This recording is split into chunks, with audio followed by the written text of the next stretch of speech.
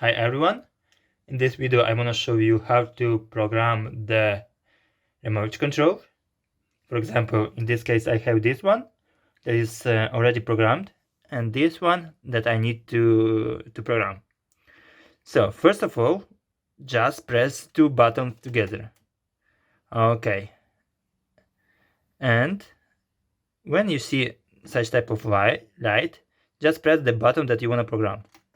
Okay, we have the stable light.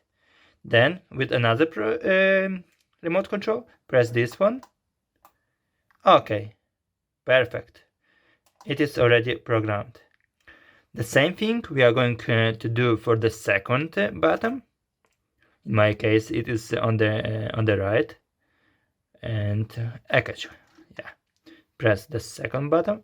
Okay, and we are going to program the next one. Done. Perfect. That's it. Very easy.